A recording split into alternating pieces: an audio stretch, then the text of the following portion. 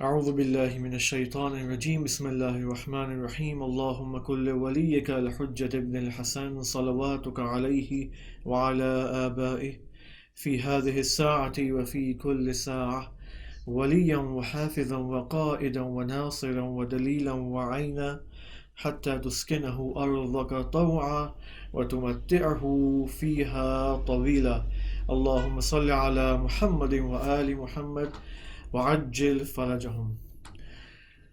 کل ہم حبوط آدم علی نبینا و آلہ و علیہ السلام کے بارے میں دیکھ رہے تھے اور آپ کے سامنے حبوط کے لیولز بیان کیے اور کہا کہ 3 لیولز ہیں حبوط کے، اور پھر یہ بات ہوئی تھی کہ حبوط آدم علیہ السلام اور حبوط شیطان میں کیا فرق ہے۔ یہ بہت امپورٹنٹ ہے اس کا جاننا، اور کہ اس کی طرف ہائی لائٹ ہم نے کیا تھا کل۔ پھر ہم ایک ریڈ الرٹ پہ پہنچے تھے۔ وہ ریڈ الرٹ آیت اللہ بہجت رحمۃ اللہ علیہ کی طرف سے تھا۔ میں چاہتا ہوں کہ آج اسی ریڈ الرٹ سے ہم دوبارہ شروع کرتے ہیں، اور 1-2 نکات رہتے تھے اس کو تکمیل کر کے پھر ہم حبوط کے جو دیگر نکات ہیں وہ آپ کی خدمت میں پیش کریں گے۔ آیت اللہ بہجت رحمۃ اللہ علیہ نے اسی قرآن کی اس آیت سے ہی یہ تعلیم لیتے ہوئے سورہ اعراف کی آیت نمبر 27 جو کل کے سیشن کے بالکل آخری میں ہم نے وہ پیش کی تھی، اسی سے الہام لیتے ہوئے آیت اللہ بہجت نے یہ بات فرمائی تھی کہ میں اس کو اب دوبارہ بے عینی میں تکرار کروں گا، اس کو سنیں غور سے۔ فرماتے ہیں کہ اگر ہم اشقیاء کو دیکھیں تو ہم یہ نہیں کہہ سکتے کہ ہم ان سے بہتر ہیں۔ اگر ہم اشقیاء کو دیکھیں تو ہم یہ نہیں کہہ سکتے کہ ہم ان سے بہتر ہیں۔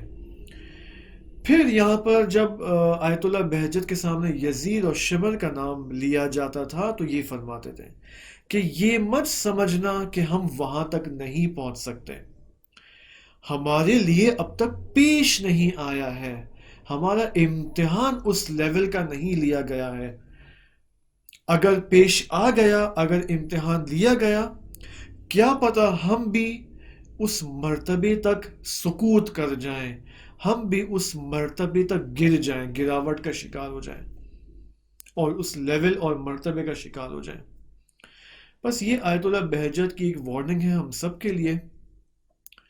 اور یعنی یہ جو حبوط، کل میں نے آپ کو بلعم باعورہ کی بھی مثال دی کہ کس طرح وہ مبلغ حضرت موسیٰ علیہ السلام، مبلغ بنی اسرائیل جو ہے، وہ کس طرح وہ دنیا پرستی کا شکار ہوا، پھر اس نے فرعون کی گورنمنٹ کے ساتھ تعلقات قائم کیے اپنے، اور کس طرح آہستہ آہستہ وہ حبوط کا شکار ہوا اور حبوط کے مختلف لیولز جو ہے وہ ڈاؤن ورڈز اس نے طے کیے۔ صحیح، اور یہ آیت اللہ بہجت بھی در حقیقت ہمیں یہی فرما رہے ہیں کہ وہ حبوط کا راستہ جو شمر اور یزید نے طے کیا وہ ہم سب کے لیے پاسبل ہے۔ اب سورہ اعراف کی آیت نمبر 27 میں نے آپ کے سامنے تلاوت کی، ٹھیک ہے، کہ جس میں خداوند متعال نے بنی آدم کو خطاب کیا اور کہا کہ ایسا کوئی کام نہیں کرنا کہ جس طرح شیطان نے تمہارے ماں باپ یعنی حضرت آدم علیہ السلام اور بی بی حوا سلام اللہ علیہا کو جنت سے نکالا، تم ایسا کوئی کام نہیں کرنا کہ جس سے تمہارے ساتھ یہ کام ہو، ٹھیک ہے، جو تمہارے ماں باپ کے ساتھ ہوا۔ بس یہ وارننگ ہم سب کے لیے ہے، بنی آدم کے لیے تا قیامت، ٹھیک ہے۔ اب یہاں پر ایک نکتہ جو اساتید فرماتے ہیں کہ یہ جو وارننگ ہے بنی آدم کو، اور مثلا وہ جو آیت اللہ بہجت نے وہاں پر فرمایا، یہ صحیح ہے، ہم سب کے لیے ہے یہ وارننگ، لیکن ایک ایسا طبقہ اس معاشرے میں زندگی گزارتا ہے کہ یہ وارننگ خاص طور پر اس طبقے کے لیے زیادہ قابل ہوشدار ہے، وارننگ کے قابل ہے۔ وہ کون سا طبقہ ہے کہ جس کو سب سے زیادہ خطرہ ہے، صحیح ہے، سب سے زیادہ خطرہ اس طبقے کو ہے۔ وہ کون سا طبقہ ہے؟ یہ وہ طبقہ ہے جس کو آپ کہتے ہیں رئیس، جس کے ہاتھ میں پاور ہوتی ہے، جس کے ہاتھ میں سیٹ ہوتی ہے، جس کے ہاتھ میں کرسی ہوتی ہے۔ اب یا وہ رئیس مملکت ہو سکتا ہے، یا وہ رئیس بینک ہو سکتا ہے، یا وہ رئیس کوئی ادارے کا رئیس ہو سکتا ہے، یا وہ کسی مدرسے کا کسی حوزے کا رئیس ہو سکتا ہے، یا وہ کوئی نہ کوئی دینی ادارہ، نان دینی ادارہ، بالآخر اس کے ہاتھ میں کنٹرول ہے، اس کے ہاتھ میں پاور ہے۔ سب سے زیادہ خطرہ اس طبقے کو ہے، جس کو عربک میں اور فارسی میں بھی کہتے ہیں مسئولین۔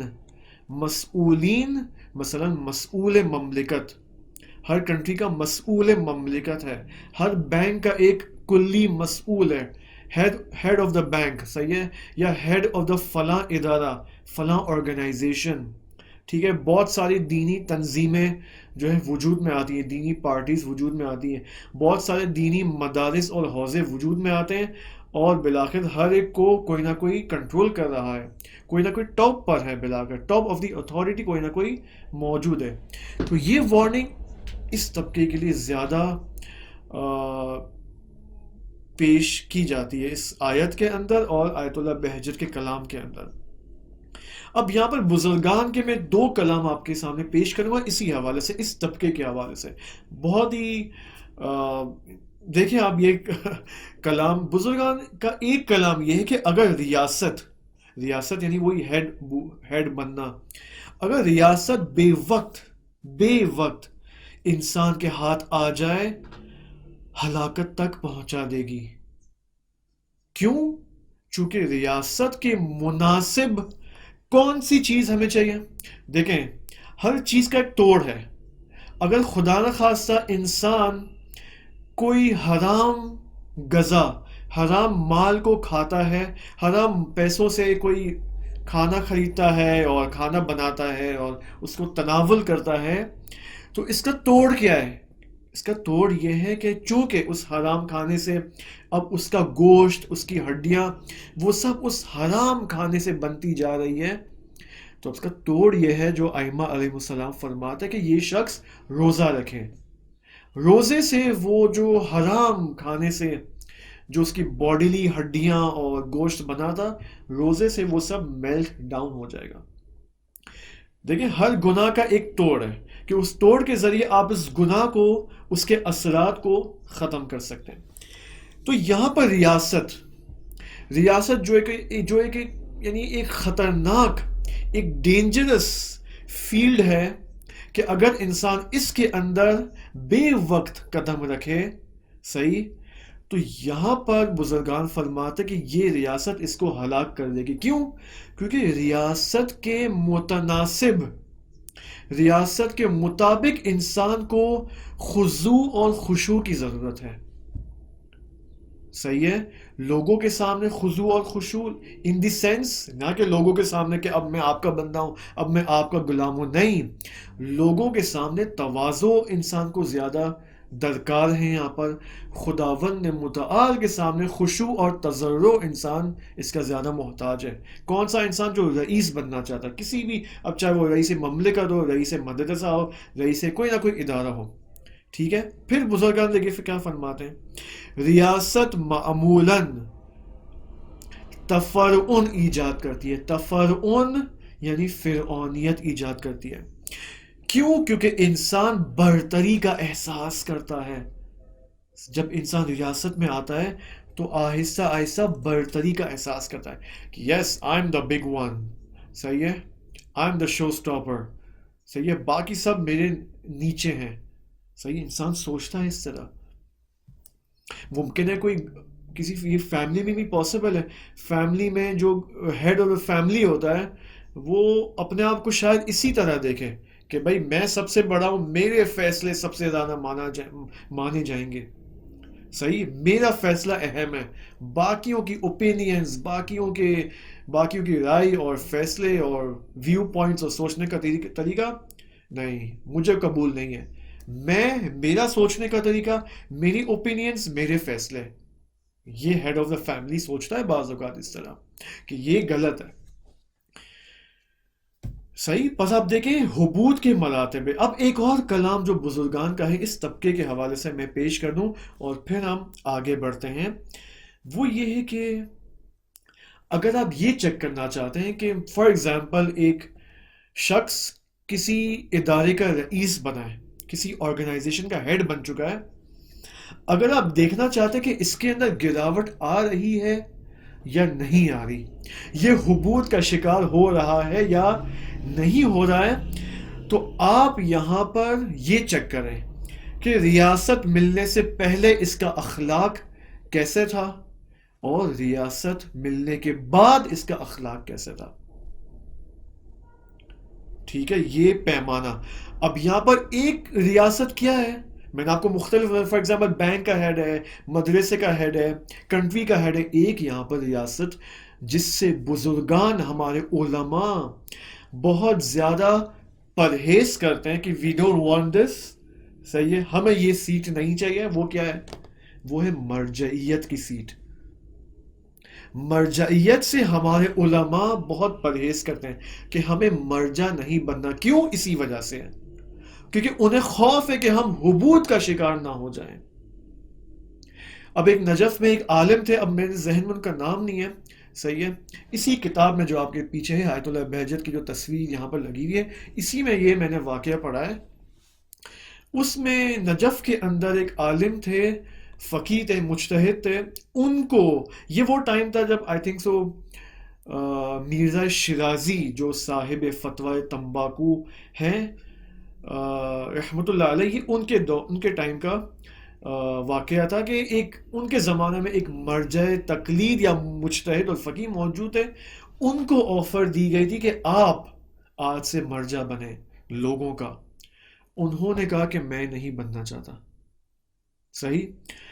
اب ان کو یہ بلاخر مرجعیت دی گئی. ٹھیک ہے، ان دی اینڈ شاید اصرار اور انسسٹ ہونے کی وجہ سے، انسسٹ کرنے کی وجہ سے لوگوں نے اور علماء نے ان کو یہ مرجعیت کی سیٹ دے دی. اب ہوا کیا، انہوں نے ایک شخص کو کہا مرجعیت، یعنی آفٹر گیٹنگ دا مرجعیت انہوں نے شاید 2 یا 3 دن بعد ایک شخص کو کہا کہ تم جاؤ امیر المؤمنین علیہ السلام کے حرم میں اور امام سے یہ کہو کہ اے امام، میری طرف سے امام کو یہ کہو کہ اے امام، اگر آپ کو یہ لگ رہا ہے کہ میں اس مرجعیت کے بعد اب مزید گراوٹ کے شکار ہونے والا ہوں، حبوط کا شکار ہونے والا ہوں، تو مجھے موت دے دیں.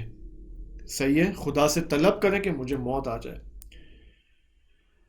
وہ شخص جاتا ہے امام علیہ السلام کے حرم میں، اس شخص کا پیغام امام کو پہنچاتا ہے، زری کے سامنے جاتا ہے اور امام سے بات چیت کرتا ہے. ٹھیک ہے، سلام عرض کرنے کے بعد 2 یا 3 دن بعد خبر آتی کہ یہ مرجع فوت ہو چکے ہیں. یہ مرجع فوت ہو چکے ہیں. اب آپ دیکھیں کس قدر ریاست. لیکن آیا ہم میں یہ اخلاق ہے، یعنی میں اپنے آپ سے یہ پوچھوں گا، میں ایز اے طالب علم، صحیح ہے، آیا میرے اندر یہ جرأت ہے، شجاعت ہے کہ اگر مجھے کوئی سیٹ ملے تو میں بجائے اس کے کہ میں اس سیٹ کے جو فیوچر انجوائمنٹس ہیں، جو مزے ہیں سیٹ ملنے کے، اس کو نہ دیکھوں اور اپنے امام سے کہوں اے امام، اگر میں حبوط کا شکار ہونے والا ہوں تو میری موت کے لیے آپ دعا کریں. صحیح ہے. اکثر ایسا نہیں ہوتا ہے. اکثر جو رئیس بنتے ہیں مملکت کے یا ادارے کے یا کوئی اور کسی بھی آرگنائزیشن کے، وہ یعنی they want to enjoy the seat at least for 4 years.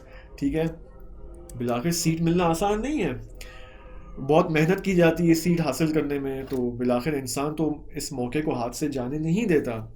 خدا ہم سب کو حبوط کے ڈاؤن ورڈ مراحل سے انشاءاللہ بچائے اور ہمیں حبوط بازگشت پذیر، یعنی وہ حبوط جو حضرت آدم علیہ السلام نے طے کیا اور پھر اس سفر کمالی کو طے کیا، ہم سب کو بھی وہ توفیق دے کہ ہم اس سفر کمالی کو انشاءاللہ طے کرنے کی خدا ہمیں توفیق دے. اب یہاں پر ایک سوال بزرگان سے کرتے ہیں، اساتید سے کرتے ہیں کہ اے اساتید، اے بزرگان، حبوط سے ہم کیسے بچیں، کیا طریقہ کار ہے؟ تو یہاں پر اساتید 2 طریقہ کار بتاتے ہیں. وہ یہ تواضع اور توسل. تواضع خدا کے سامنے سب سے زیادہ ہو، خدا کے سامنے خشوع اور خضوع ہو. انسان شب کو جائے، رات کو جائے، سحر کے وقت جائے خدا کی بارگاہ میں، آنسو بہائے، روئے، گریا کرے، استغفار طلب کرے، صحیح ہے، خوشو و خصوص سے زیادہ کام لے، لوگوں کے سامنے جب انسان ملتا ہے تو زیادہ اکڑ کے نہ ملے، تواضع کے ساتھ ملے، ٹھیک ہے۔ سب سے یہ نبی اکرم صلی اللہ علیہ وآلہ وسلم کی سیرت میں ملتا ہے کہ نبی اکرم پیش پیش تھے لوگوں کو سلام کرنے پہ۔ لوگوں کو ہمیشہ یہ کمپلین ہوتی تھی، پازیٹیو شکایت ہوتی تھی کہ اے نبی اکرم آپ ہمیشہ ہمیں سلام کرنے میں پہل کر لیتے ہیں، ہمیں سلام کرنے کا موقع نہیں دیتے آپ دیکھیں یہ اثرات ہیں سلام، سب سے پہلے اگر آپ سلام کریں تو اس کے اثرات ہیں، معنوی اثرات ہیں، وجودی اثرات ہیں۔ یہ ساری چیزیں جو ہمارے سامنے شاید چھوٹے چھوٹے نکات ہیں اخلاقی، یہ در حقیقت چھوٹے نکات نہیں ہیں، اس کے بڑے اثرات ہیں، وجودی اثرات ہیں۔ وجود کے اندر پھیلاؤ آتا ہے، جب وجود کے اندر پھیلاؤ آتا ہے تو انسان کو یہ حبوط سے بچاتا ہے۔ اور اسی طرح ائمہ معصومین علیہ السلام سے توسل انسان کرے، بے شک جس کنٹری میں بھی ہو۔ اب بعض لوگ یہ کہتے ہیں کہ یار آپ تو مثلا کم میں ہیں، آپ تو نجف میں ہیں، آپ تو سب سے زیادہ قریب ہے حرم سے، تو آپ ہمارے لیے جا کے دعا کریں وہاں پر۔ میں ان سے ہمیشہ یہ کہتا ہوں کہ بھائی یہاں پر کوئی بارڈرز نہیں ہیں، دیر از نو بارڈرز ان دس ورلڈ۔ جب آپ معنویت میں آتے ہیں اور اسپرچویلٹی میں آتے ہیں تو دیر آر نو بارڈرز، آپ جس کنٹری میں بھی ہیں آپ توسل کر سکتے ہیں۔ آپ حتیٰ حضرت معصومہ سلام اللہ علیہ جو کہ معصوم نہیں ہیں لیکن ان سے بھی توسل کر سکتے ہیں اپنی کنٹری میں بیٹھ کر، جس کنٹری میں بھی آپ موجود ہیں۔ تمام ائمہ سے آپ توسل کریں، توسل کے بہت اثرات ہیں اور شدید اثرات ہیں۔ اب آتے ہیں حبوط کے اوپر دوبارہ۔ دیکھیں جو آیات میں نے آپ کے سامنے تلاوت کی، ان آیات کو آپ دوبارہ لے کر آئیں، قرآن آپ کے سامنے ہو، اگرچہ پریزنٹیشن ہوگی آپ کے سامنے لیکن کوشش کریں قرآن آپ کے ہاتھ میں ہو، اس کو کھولیں باوضو ہو کر، اس کے اثرات ہیں، ٹھیک ہے۔ قرآن میں حضرت آدم علی نبینا وآلہ وعلیہ السلام کے لیے دو حبوط ذکر ہوئے۔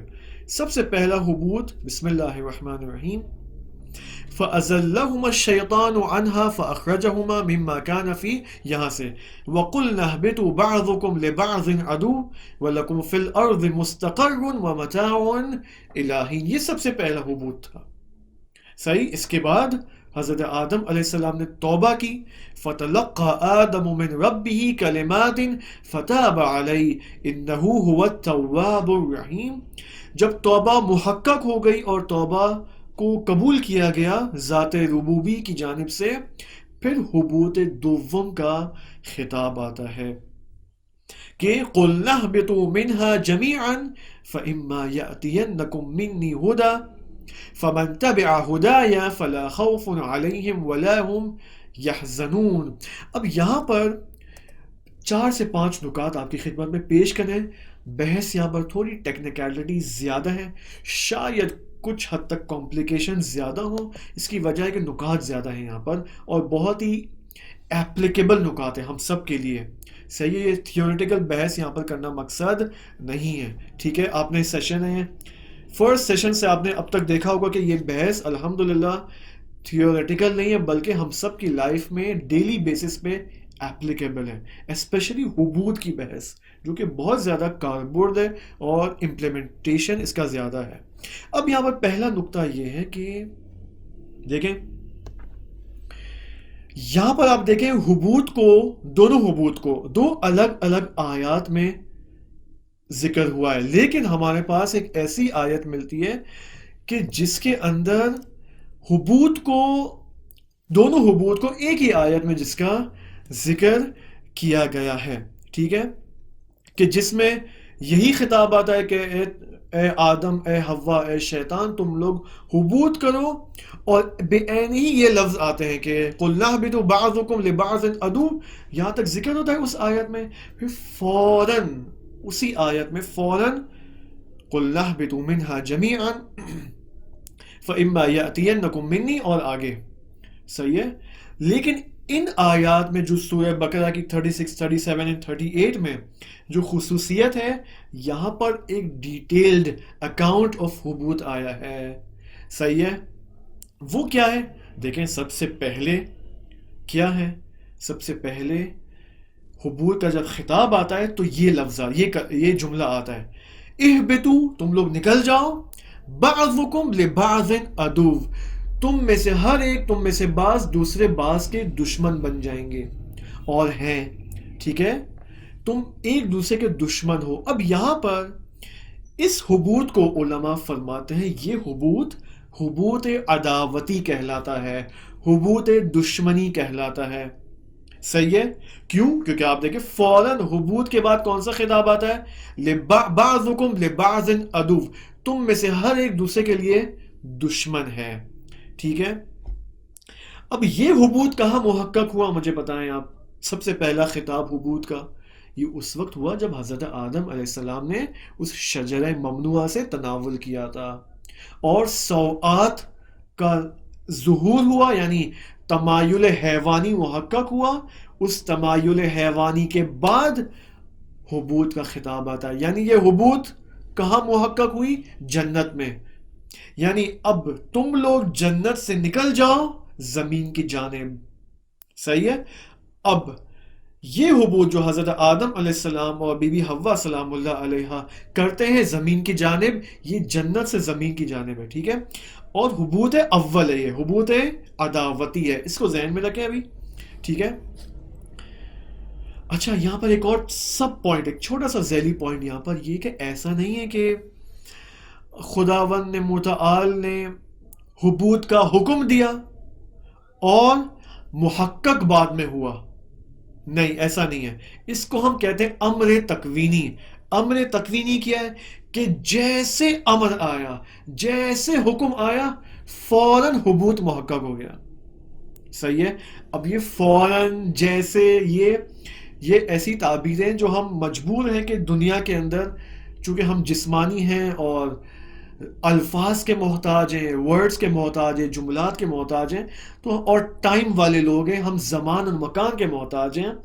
جبکہ وہاں پر زمان اور مکان اس اعتبار سے نہیں ہے جس طرح یہاں پر ہے، تو ہمیں یہ تعبیریں استعمال کرنی پڑی ہیں. آپ یوں سمجھے کن فیکون. صحیح، یہ بہتر ہے. یعنی کن فیکون والا معاملہ یہاں طے ہوا. جیسے امر بحبوط آیا، فوراً جو ہے وہ حبوط محقق ہو گیا. یعنی ایسا نہیں ہے 1 سیکنڈ اور 2 سیکنڈ کا بھی فاصلہ یہاں پر نہیں ہے. یہ چھوٹی سی بات تھی، میں نے سوچا کہہ دوں یہ آپ کے سامنے. اب یہاں پر دو تفسیریں موجود ہیں اسی آیت کی. حبوط اول کی دو تفسیریں موجود ہیں. کہ ایک یہ کہ یہ حبوط کا جو خطاب ہے، اہبتو، چونکہ جمع کا صیغہ ہے، پلورل ہے یہاں پر، تو یہاں پر خطاب حضرت آدم کو بھی ہوا ہے، بی بی حوا سلام اللہ علیہ، اور شیطان بھی اس خطاب میں شامل ہے. کیوں شیطان کو اس خطاب میں ہم شامل کر سکتے ہیں؟ کیونکہ آگے جو بات آ رہی ہے، بعضکم لبعض عدو، شاید مراد خداوندی یہ ہو کہ شیطان تمہارا دشمن ہے. چونکہ شیطان تمہارا دشمن ہے اور ہم تمہیں پہلے ہی وارن کر چکے ہیں، ہوشیاری دے چکے ہیں، تو یہاں پر بعضکم لبعض عدو سے مراد یہاں پر شیطان ہے. یہ ایک تفسیر ہے کہ کوئی پرابلم نہیں ہے.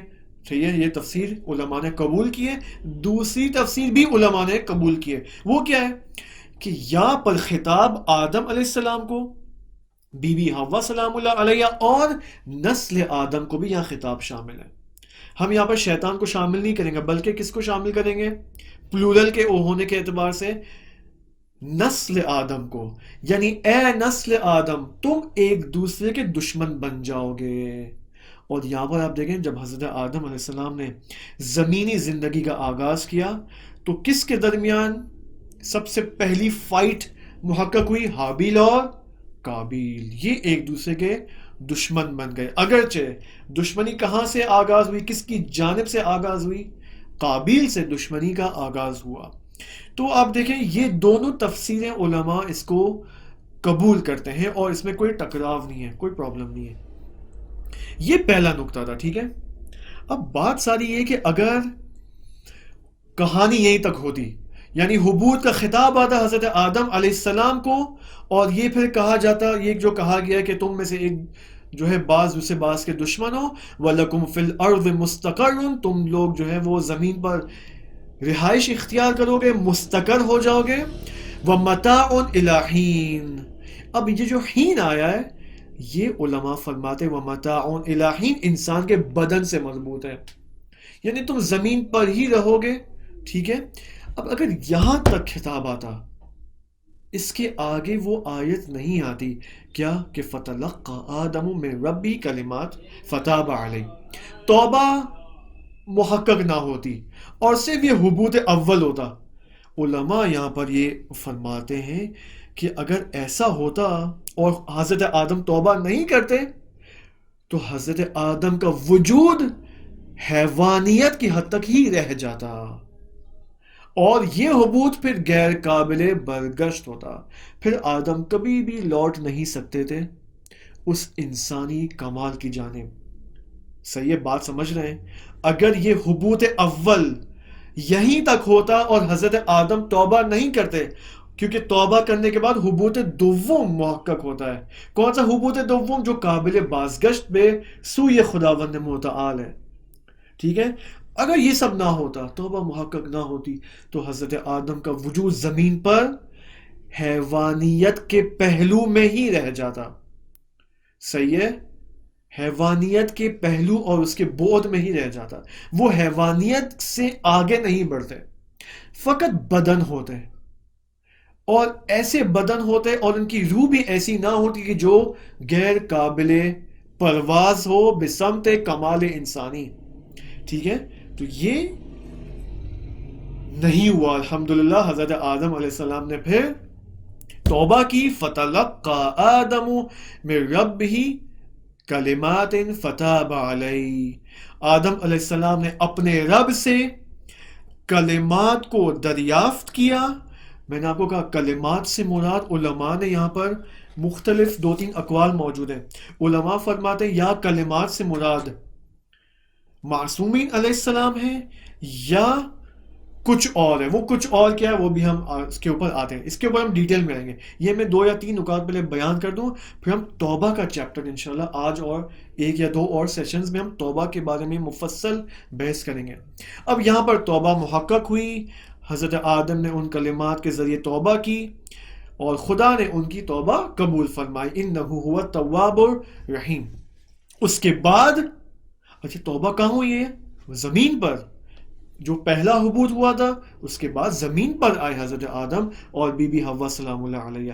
پھر حضرت آدم نے توبہ کی، توبہ ہونے کے بعد، قبول کرنے کے بعد اب یہ خطاب آتا ہے حبوط، دوسرا حبوط، قُلْنَا اهْبِطُوا مِنْهَا جَمِيعًا فَإِمَّا يَأْتِيَنَّكُم مِّنِّي هُدًى فَمَن تَبِعَ هُدَايَ فَلَا خَوْفٌ عَلَيْهِمْ وَلَا هُمْ يَحْزَنُونَ۔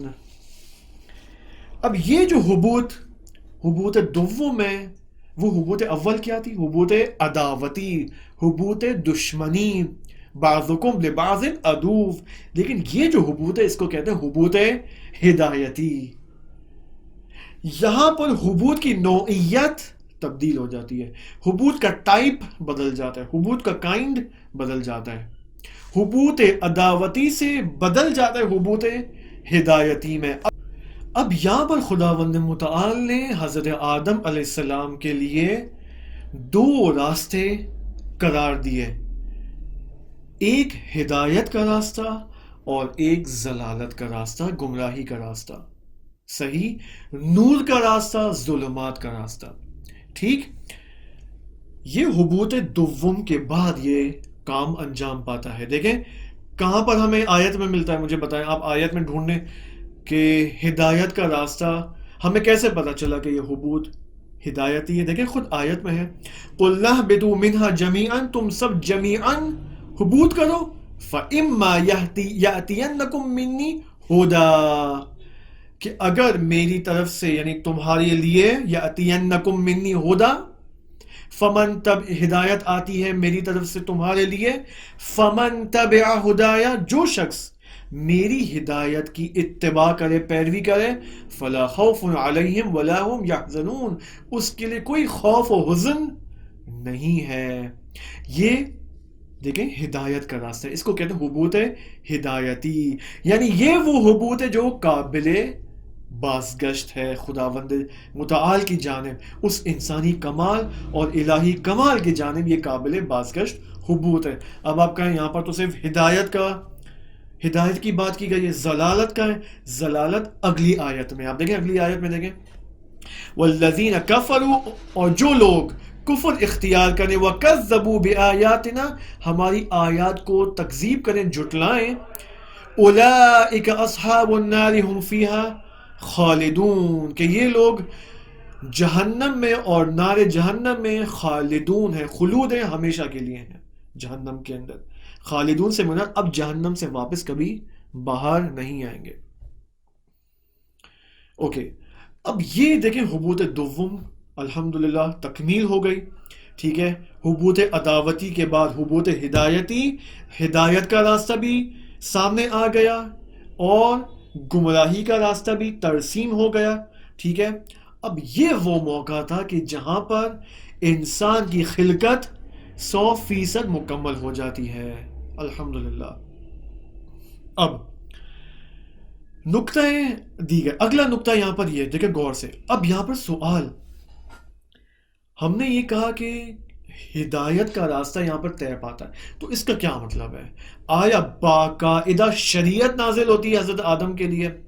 باقاعدہ شریعت کے احکام نازل ہوتے ہیں، فقہی احکام، معنوی احکام، اور یہ سارے احکام نازل ہوتے ہیں حضرت آدم علیہ السلام کے لیے؟ نہیں، شریعت نازل ہوتی ہے لیکن ایک خاص نوعیت کی شریعت، ایک خاص ٹائپ کی شریعت، وہ جسے ہم کہتے ہیں شریعت کے اندر احکام ہے، فقہ کے احکام ہیں اور دیگر احکام ہیں، یہ حضرت آدم کے بعد سب سے پہلے رسول اولو العزم یعنی حضرت نوح علیہ السلام کی بعثت میں یہ شریعت نازل ہوتی ہے، جس کے اندر باقاعدہ احکام ہے، قوانین ہیں، لاز ہیں، رولز اینڈ ریگولیشنز ہیں، باقاعدہ یہ کام کرو تو ثواب ملے گا، یہ کام نہ کرو تو گناہ ملے گا، ٹھیک ہے، اوکے۔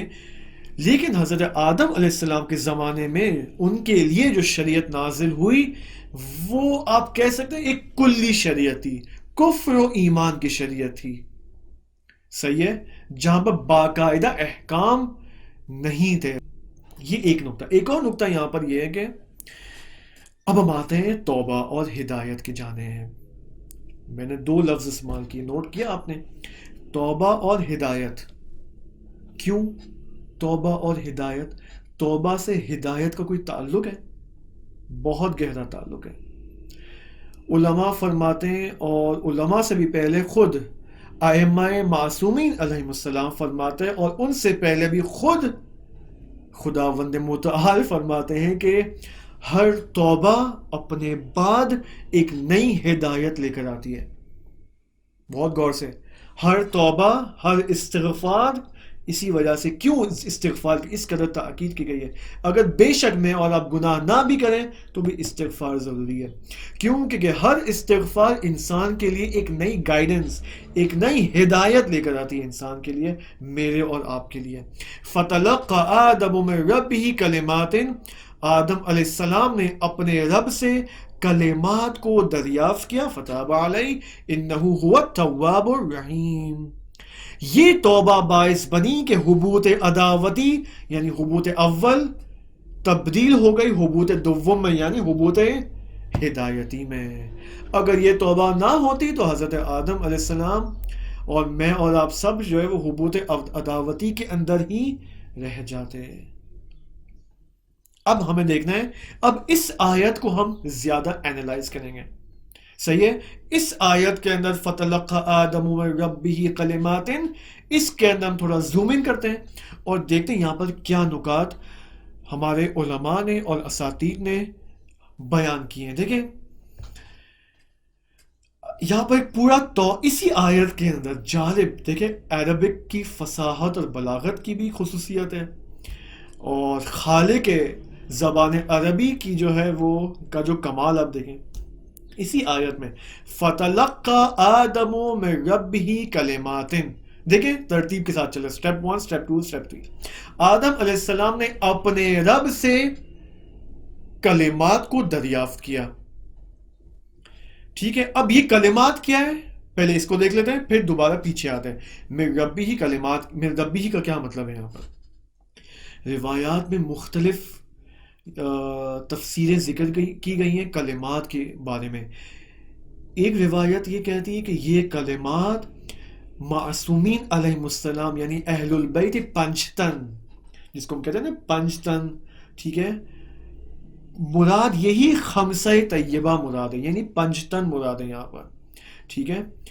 یا مراد ایک اور قول میں یہ ہے کہ یا مراد کچھ خاص دعائیں ہیں کہ حضرت آدم نے ان دعاؤں کو خداوند متعال سے دریافت کیا اور ان دعاؤں کو جو ہے وہ خدا کے سامنے پیش کیا، یعنی خداوند متعال نے حضرت آدم کو تعلیم دی کہ اس طرح تم دعا کرو، توبہ کرنے کا یہ طریقہ کار ہوتا ہے، ٹھیک ہے۔ حضرت آدم نے اسی مطابق جو ہے توبہ کی اور ان کی توبہ قبول ہوئی، یہ تفسیر کی جاتی ہے۔ یا وہ جو پنجتن کی میں نے آپ کو مثال دی، وہاں پر علماء یہ فرماتے کہ حضرت آدم نے یہ دیکھا کہ یہ ہستیاں، یہ اہل البیت خداوند متعال کے نزدیک ترین افراد ہیں، نزدیک ترین ہستیاں ہیں، مقربین الی اللہ ہیں۔ تو حضرت آدم نے ان سے توسل کیا اور ان سے توسل کر کر جو ہے وہ ان کی توبہ قبول ہوئی۔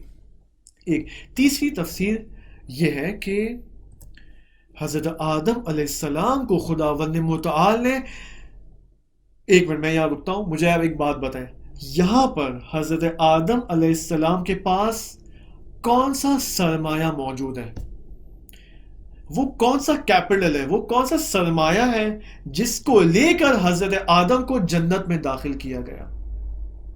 مجھے بتائیں کو کیا ہے؟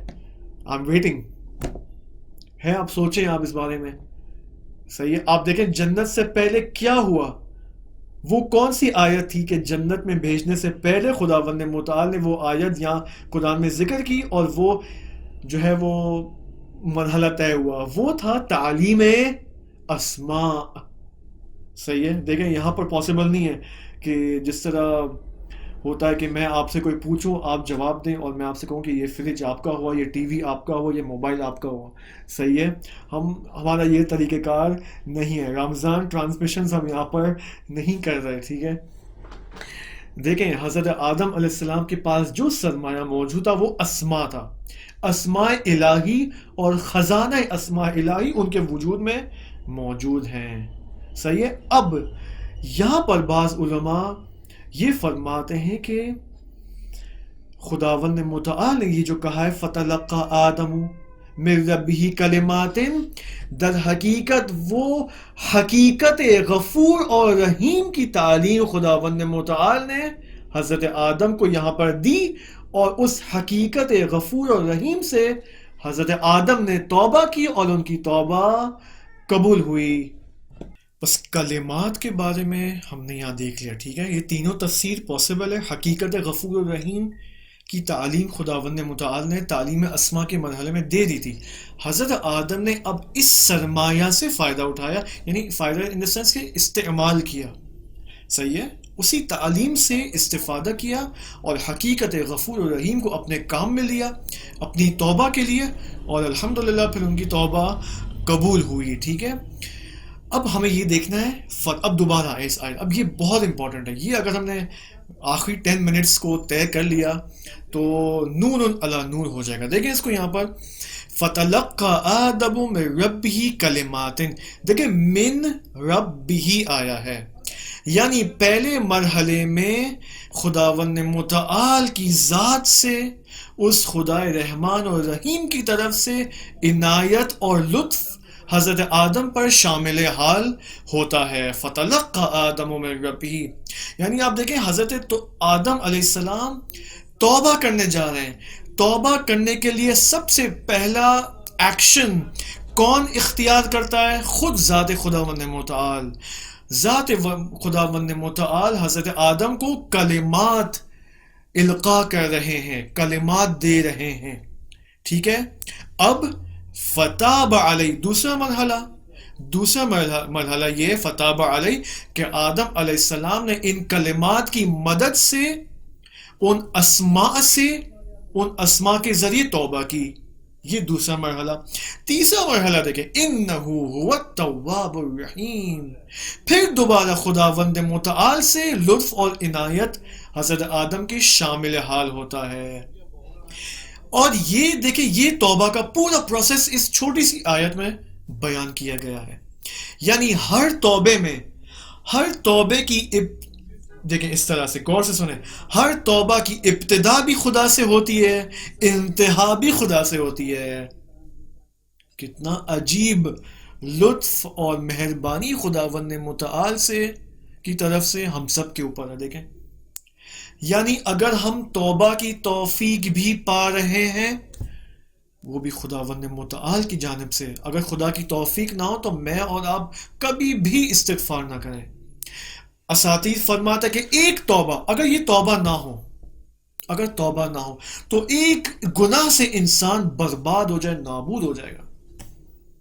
ایک گناہ سے، ایک گناہ اس قدر مہلک ہے، ہلاک کنندہ ہے. اب یہاں پر ہم یہ دیکھنا ہے کہ حضرت آدم کو تو خداوند متعال نے کلمات دیے نا، اب ہمیں کون سے کلمات ملتے ہیں؟ صحیح ہے، وہ کون سے کلمات ہیں کہ خداوند متعال ہمیں القاء کرتا ہے کہ ان کلمات کے ذریعے، وہ کلمات جب ہمارے وجود میں محقق ہوتے ہیں پھر ہم جاتے ہیں توبہ کی طرف، استغفار کرتے ہیں، اور استغفار کرنے کے بعد خدا پھر دوبارہ اپنے لطف اور رحمت کے ذریعے ہمیں جو ہے معاف کر دیتا ہے. علماء فرماتے ہیں کہ یہ جو گناہ کرنے کے بعد جو پشیمانی اور ندامت ہمارے شامل حال ہوتی ہے، یہ پشیمانی اور ندامت ہی وہ کلمات ہیں جو خداوند متعال ہمارے وجود میں القاء فرماتا ہے. بس یہاں پر اب ایک نتیجہ لیں گے کہ توبہ کا مطلب فقط گناہ سے واپسی کا نام نہیں ہے. ہم سمجھتے ہیں کہ توبہ یہ کہ انسان گناہ کرے، توبہ توبہ توبہ توبہ کرے، استغفر اللہ، کان پکڑ لیں، یہ توبہ نہیں ہے. توبہ صرف 70 مرتبہ استغفر اللہ و اسألہ التوبہ کہنا نہیں ہے، بلکہ توبہ انسان کے وجود کے سٹرکچر کا ایک اہم جز کہلاتا ہے. میں نے آپ کو پہلے بھی کہا تھا، یہ سب کچھ کیا ہو رہا ہے؟ انسان کے وجود کا سٹرکچر بیان ہو رہا ہے. سب سے آخری چیز جو حضرت آدم علیہ السلام کے ان کے وجود کے سٹرکچر کا حصہ بنائی گئی، وہ توبہ آدم ہے. وہ توبہ ہے، توبے کا سسٹم ہے، توبے کا نظام ہے جو ہمارے اندر رکھا گیا. اور توبہ اب ہم آئیں گے بعد میں، کہ ہم انشاءاللہ کل سے یہ بات شروع کریں گے کہ توبہ کی مثال ہم کیا دیکھ سکتے. توبہ کیا ہے؟ یعنی توبہ انسان کی، میں نے آپ کو پہلے بھی کہا تھا، انسان کا ڈیفینسو سسٹم کی طرح ہے.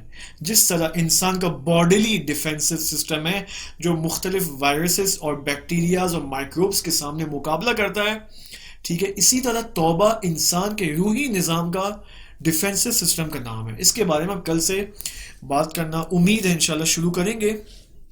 اب ایک اور بات بس آخری میں کر دیتے ہیں and then we will wrap up the session. وہ یہ کہ آدم علیہ السلام کی توبہ باعث بنی، آدم علیہ السلام نے توبہ کی، اس کا نتیجہ یہ ہوا کہ حبوط عداوتی تبدیل ہو گئی حبوط ہدایتی میں. ٹھیک ہے، کس وجہ سے؟ خدا کی رحیمیت کی وجہ سے، خدا کی رحمانیت کی وجہ سے. اگرچہ یہاں پر رحیمیت کا لفظ استعمال کریں تو بہتر ہے. کیوں؟ کیا فرق ہے رحمان اور رحیم میں؟ رحیمیت یعنی وہ رحمت خاص، رحمانیت یعنی وہ رحمت عام جو تمام بندگان، چاہے وہ کافر ہو چاہے وہ کافر نہ ہو، مسلم ہو، سب کو شامل ہوتی ہے. ٹھیک ہے، دیکھیں خداوند متعال مومن کا بھی رزق عطا کرتا ہے، کافر کو بھی رزق دیتا ہے. یہ خدا کی رحمانیت کا تقاضا ہے. لیکن خدا کی رحیمیت خاص بندوں کو شامل حال ہوتی ہے، کافروں کو شامل حال نہیں ہوتی ہے. تو یہاں پر خداوند متعال نے اپنی رحیمیت کے ذریعے جو ہے وہ کلمات کو حضرت آدم کے وجود میں القاء کیا، اور ان کلمات کے ذریعے حضرت آدم علیہ السلام نے توبہ کی اور توبہ ان کی قبول ہوئی۔ جب حیات زمینی، غور سے، جب حیات زمینی اور ارضی پر آ گئے حضرت آدم کہ یہ حبوط ہدایتی میں یہاں تبدیل کی بات ہوئی، اور یہاں پر ہدایت اور ضلالت کا راستہ سامنے آیا۔ صحیح ہے، میں دوبارہ تکرار اس لیے کر رہا ہوں کیونکہ ہمیں یہاں پر کمپلیشن پروسیس جو فائنل سٹیج پہنچ جاتا ہے یہاں پر تکرار ضروری ہے، ٹھیک ہے۔ اوکے، یہاں پر دو نکات ہیں، چھوٹے نکات ہیں، وہ یہ کہ ہدایت کس جانب ہوئی اور گراوٹ یعنی سقوط یعنی گراوٹ، دو نقطے والا جو قاف ہے اس سے سقوط بنتا ہے، ٹھیک ہے۔ ہدایت کس جانب ہوئی؟ اس قرب الہی کی جانب ہدایت ہوئی، بازگشت بے قرب الہی کی جانب ہدایت محقق ہوئی۔ اور سقوط اور گراوٹ کہاں محقق ہوئی؟ حیات ارضی یعنی اسفل السافلین کی جانب سقوط اور گراوٹ محقق ہوئی۔ صحیح ہے، اب ہمارے پاس دو راستے ہیں، میرے اور آپ کے پاس دو راستے ہیں، میں اور آپ جو کہ بنی آدم کہلاتے ہیں، ہمارے پاس دو راستے ہیں، یا ہم ہدایت کا راستہ اپنائیں اور خدا کے قرب اور اس کے نزدیکی کی جانب یہ راستہ اختیار کریں، معصومین علیہ السلام کی بات مانیں، ان کی شریعت پر عمل پیرا ہوں، ان کے احکام پر عمل کریں، سیر و سلوک اللہ کا راستہ طے کریں اور خدا کے نزدیک ہو جائیں، یا ہمارے پاس شیطان کا راستہ ہے کہ حیات ارضی یعنی اسفل السافلین کے راستے کو ہم طے کریں اور زمین کے ان 7 لیئرز کو ڈاؤن ورڈ سمیت ڈاؤن ورڈ ڈائریکشن میں طے کرتے چلے جائیں، اور شیطان کی طرح وہ حبوط کا راستہ طے کریں جو غیر قابل بازگشت ہو، خدا نخواستہ۔ بس یہ ہدایت کا راستہ، یہ ضلالت اور سقوط کا راستہ ہم سب کے لیے ہے۔ والسلام علیکم ورحمۃ اللہ وبرکاتہ۔ اللہم صل علی محمد وآل محمد، اللہم صل علی محمد وآل محمد، اللہم صل علی محمد وآل محمد، اللہم صل علی محمد وآل محمد۔